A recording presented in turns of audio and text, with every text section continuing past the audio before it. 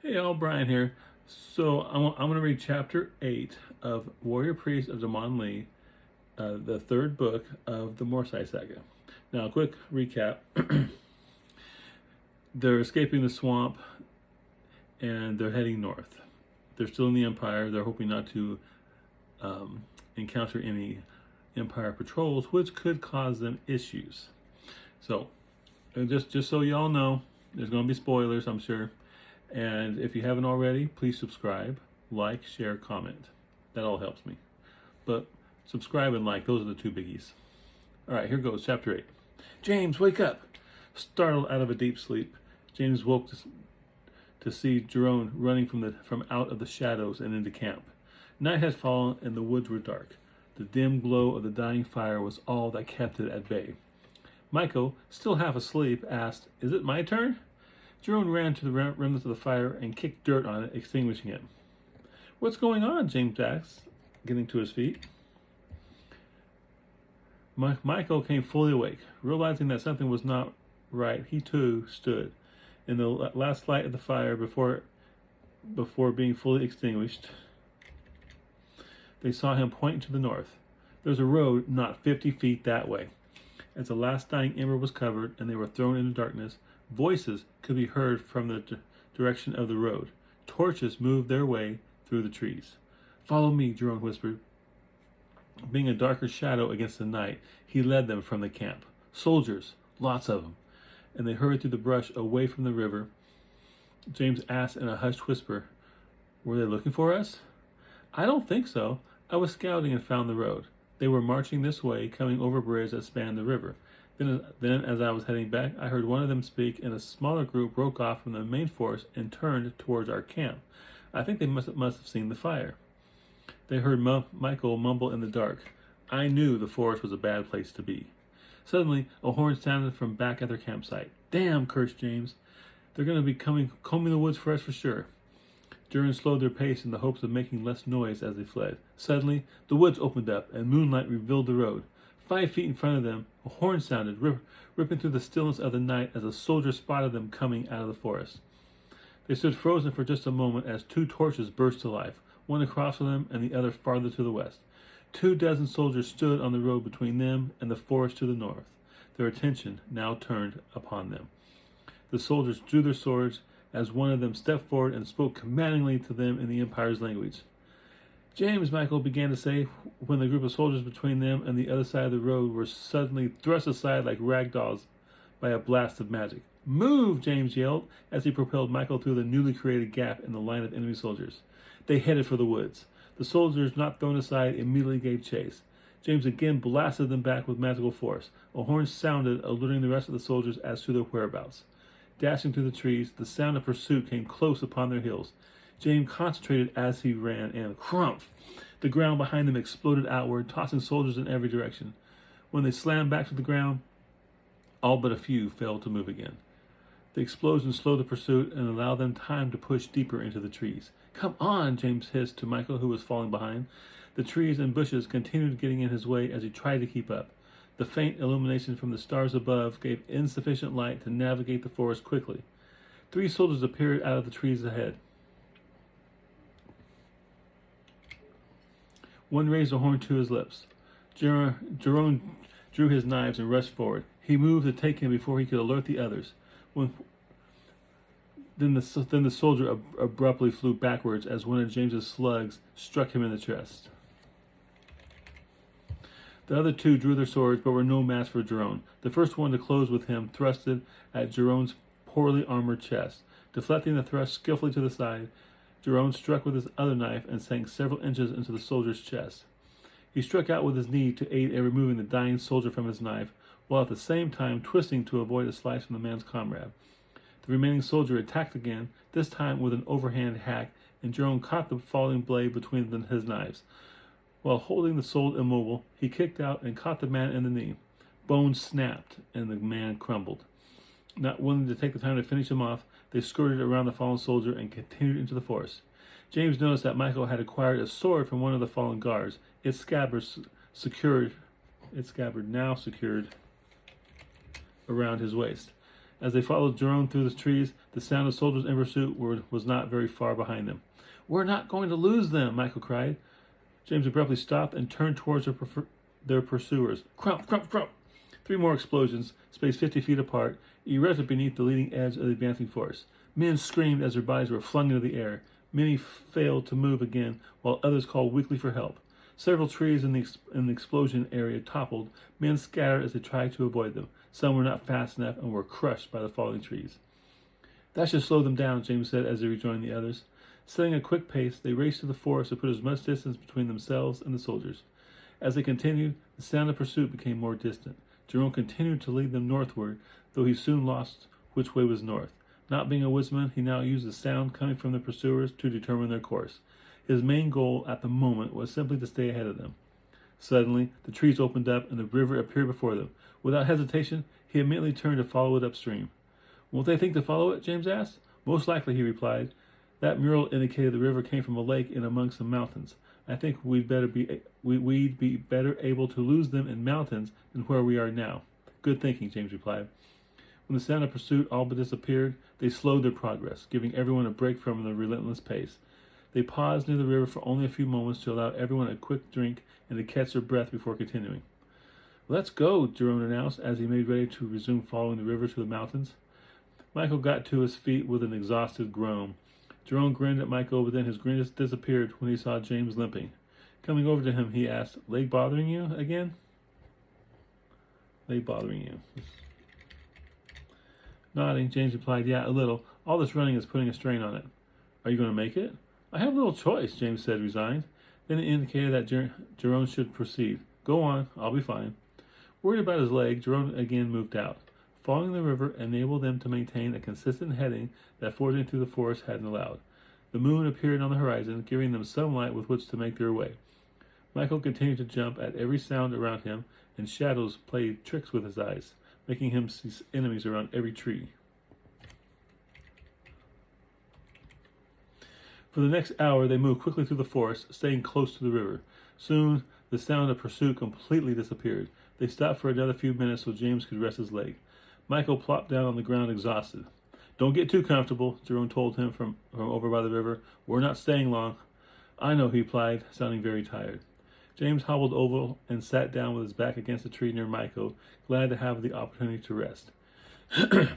His leg had been aching badly, and when he inspected the wound, saw blood oozing from the cuts. He brought his head down to lay on his arms that rested on his knees, just as a crossbow bolt embedded itself into the tree where his head had been but a moment ago. "Jiron!" he yelled as he rolled to his side, avoiding another bolt as it struck the tree. Pain erupted in his side as he felt the barely healed wound ripped open. Suddenly, the entire air was illuminated by a bright light as he created one of his orbs in the air above them. Soldiers moved toward them out of the trees. He let loose with a blast of energy that lifted 2 of them up and slammed them into the trees behind them. Michael got up, trying to get his sword out of its scabbard, when a soldier appeared in front of him. Screaming, he lurched away just as a slug struck the soldier in the chest, propelling him backward as it blasted out his back. He at last got the sword out as Jiron joined the battle, engaging 2 of the remaining soldiers.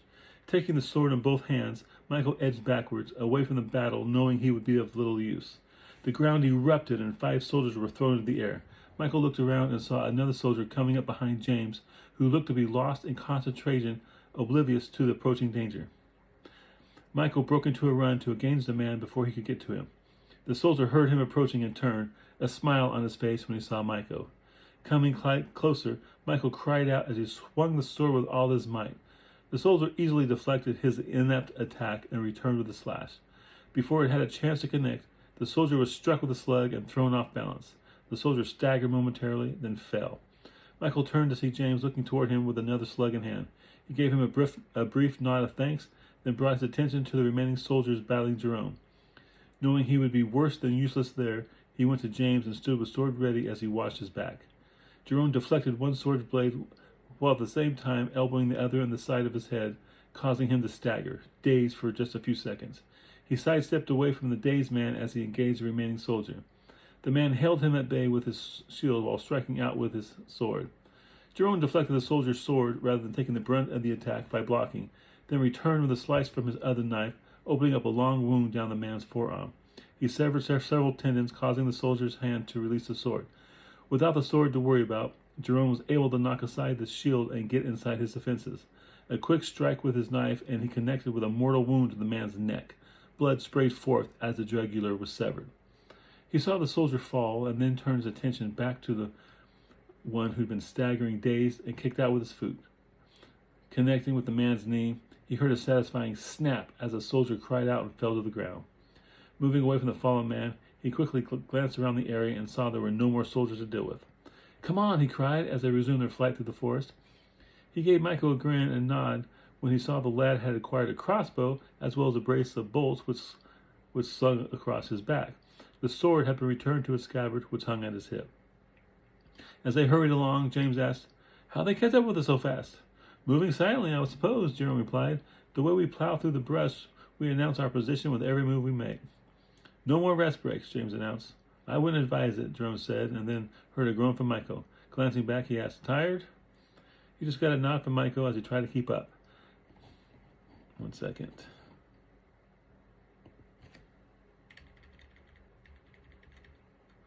The added equipment he acquired burdened him more than he was willing to admit. After another hour, the sky lightened, and they saw that they were finally approaching the foothills of the northern range of mountains where the lake was supposed to be. When the sun crested the horizon, they located a somewhat hidden spot and stopped for a bit. Miko immediately collapsed. James hit the ground not too far behind him. "You two rest," Jiron told them. "I'll have a look around." Getting a nod in reply, he moved out and disappeared in the trees. "Think we lost them?" Miko asked James. Shaking his head, he said, "I doubt it. I'm sure they have trackers, and we're probably leaving a trail a blind person could follow. It's just a matter of time until they find us." "What are we to do?" he asked worriedly. "Keep going. Try to stay ahead of them," he explained. "That's about all we can do." He leaned back against the bole of a tree and closed his eyes. The pain in his leg throbbed, and he knew he needed to get off it for a while so it could have a chance to heal. His side had stopped burning from where he had agitated it earlier. Though it felt better, blood oozed from several spots. Just then, Jiron returned. "It doesn't look like they're close." "Good," said Miko as he stretched out on the ground. Jiron came over and said, "We aren't going to have time for you to take a nap." "I know," he replied. "Just let me know when we're leaving." Then he closed his eyes as he lay there trying to get some rest. "We're not going to be able to keep up this pace," James told him. So tired was he that he didn't even bother opening his eyes. "Your leg?" He could tell James was in pain, and the fatigue they all felt was apparent in his face. "It's getting bad," he admitted. "Not sure how much longer I can keep going. I also opened up the wound on my side during that last battle." "Can you use a puddle or something to find out where they are?" "Perhaps," James said as he opened his eyes. He got up and walked over near the river.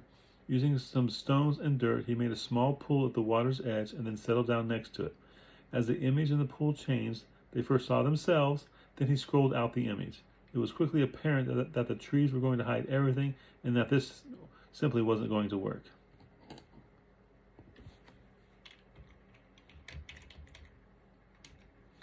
"Afraid not," James said as he canceled the spell. "Then we'll just have to trudge on as best we can and hope for the best." Trudge on and hope for the best. From Miko, they heard the beginnings of snores, and they turned and they just grinned at each other. Jiron chuckled. "Hate to wake him up, but we need to get going." James groaned as he got up and limped over to the sleeping boy, nudging him with his foot. It took some doing, but he managed to get him back awake. "Let's go." Michael gave a weary sigh as he got to his feet. Jiron set a brisk pace. It wasn't too much longer before they saw the sun glisten off a large body of water in the distance ahead. It was the lake that the mural back at the ruins had depicted. It was not nestled among the mountains, like they had thought, but rather sat at their base. Foothills hugged its southern shore and turned into the beginnings of mountains on its northern side. The lake itself was quite large and had a good-sized island situated in the middle. The island was heavily wooded and looked deserted.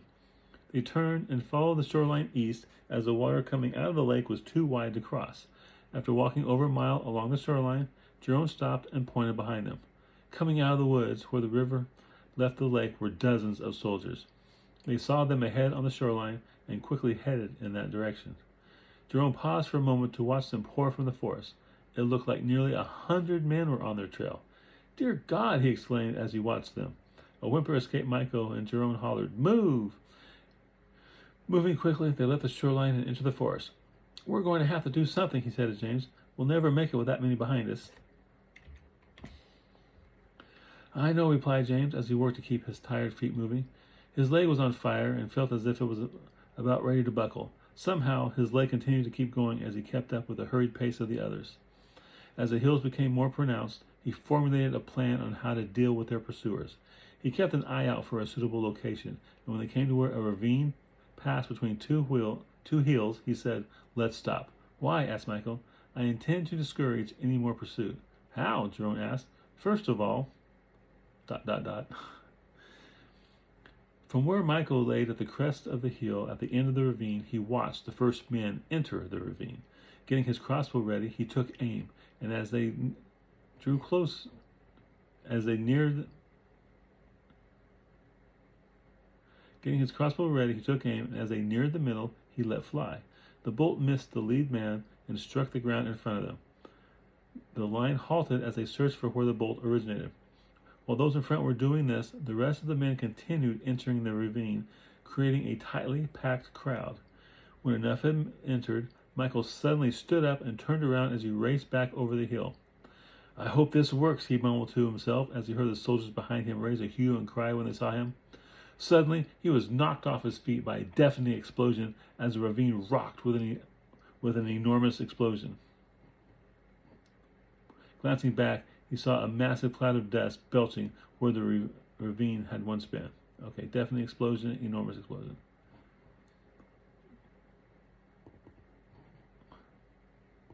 All right. Eruption. There we go. By a deafening explosion as the ravine rocked with an enormous eruption. He moved around to where James had told him to go and met up with him. He found James sitting on the ground, head cradled in his hands. "Are you okay?" James just shook his head as he sat there in silence. Michael moved around to the hill where Jiron was supposed to be waiting and keeping an eye on what happened in the ravine. He came up behind him and asked, "Did it work?" "Looks like it," Jiron replied from his spot on top of the hill.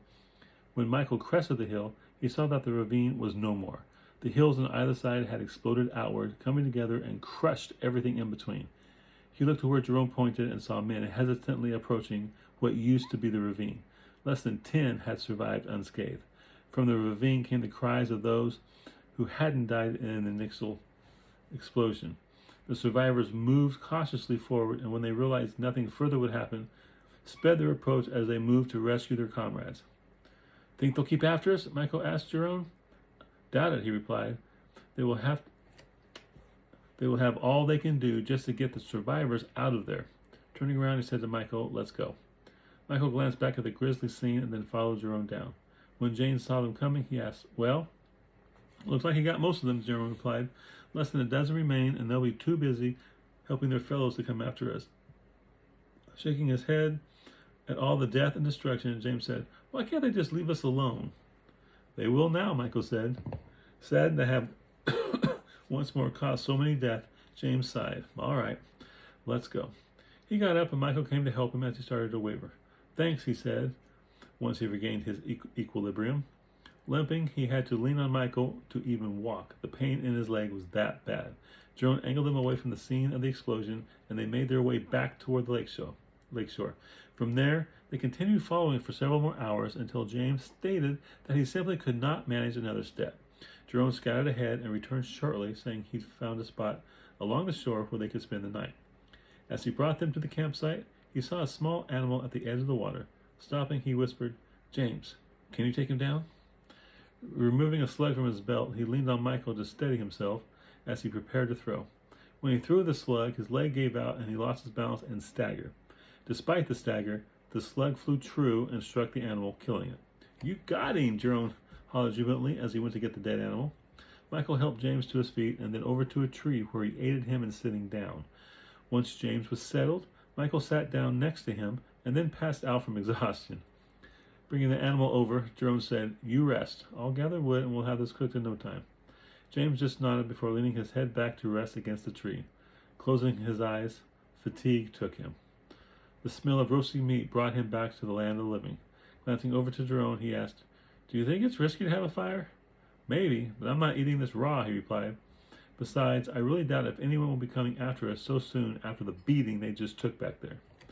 "I hope you're right." They had a difficult time waking Miko when dinner was ready, but once he smelled it, he perked up and readily joined in. James wished for more than just meat to eat. He had never, he had never been much into salads or vegetables back home, but he sure missed them now. Looking around, he was certain there were edible plants and roots out there somewhere, if only he knew what to look for. When they were done eating, he tossed the carcass in the water, and Michael was surprised when nothing came and ate it. Where are the little fish? The water's probably too cold for them, explained James. They likely prefer the warmer water back in the swamp area. Michael just looked curiously out at the water, and when still nothing happened, nodded and realized James was probably right again. James and Jiron decided to keep watch through the night, as they didn't dare trust Michael to do it, not in his tired state. James took the first watch, and he had already taken a short nap. It was several hours into his watch when he first noticed it. Initially, he thought it was just his imagination, it being so subtle and quiet. Then it became increasingly more pronounced. Singing. A woman's voice singing a quiet song. It came from the direction of the lake. Pulling himself to a sitting position, he looked out over the water. Barely perceptible in the moonlight, a small boat headed toward their camp. A small figure sat in the middle, facing his way. The singing continued as the boat approached, and James was able to determine that it was a woman sitting within the boat. James felt the prickling which always indicated magic being used in the vicinity.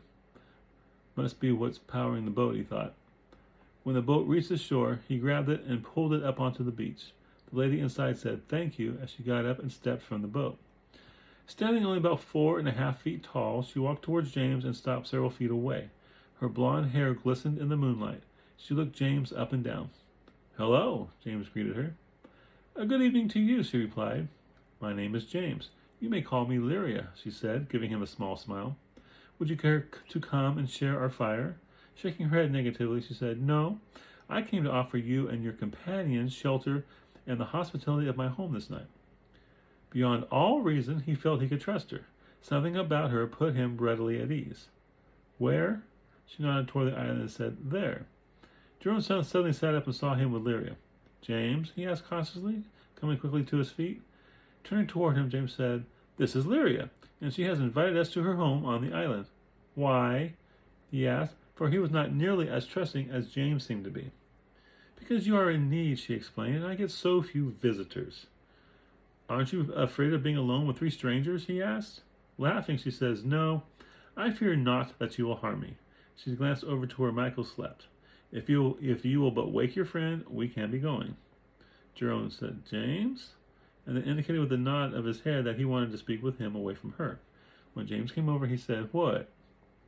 Can we trust her? He asked. Doesn't it seem odd for a woman to be all alone in these parts? I don't get any ill feelings from her, James said. Besides, she's magical in nature, possibly a mage like me. How can you tell? He asked, and then said, Oh, right.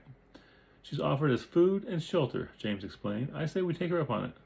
Why? I don't know, he admitted. I just feel like we can trust her. From the camp, they heard Michael cry out when he woke to find her standing near him. Coming back over, they reassured him all was okay and made another round of introductions. When they told him of her offer, he looked dubious at best. I'm going, James said as he looked at the other two. Who's with me? Reluctantly, they agreed to join him. They grabbed their belongings and stepped into the boat. Once they were situated, she began her song again, and the boat pulled itself off the beach and turned to head back toward the island. Michael gasped as the boat moved by itself, but then settled down when no one else seemed to be upset by it. Her song was soothing, and it melted away their worries and cares. And they're in chapters 8. So we've met Lyria and had a nice battle too. So Lyria, friend or foe? Well, at the moment we don't know. James seems to think friend, but we'll find out. To be honest, I don't remember. I haven't read chapter 9 yet, and I probably wrote that back in 2006. Yeah, probably about 2006. I've edited it once or twice since then, but for the life of me, I can't remember. I can vaguely recall being at her island, and I knew I had a plan for it. But I can't right now. I can't think about it. I'm sure I'll comment in chapter 9. Anyway, that's chapter 8. If there's anything that you think I can do better to improve my reads, let me know. And I thank you for sticking with me until the end. See you on the next one.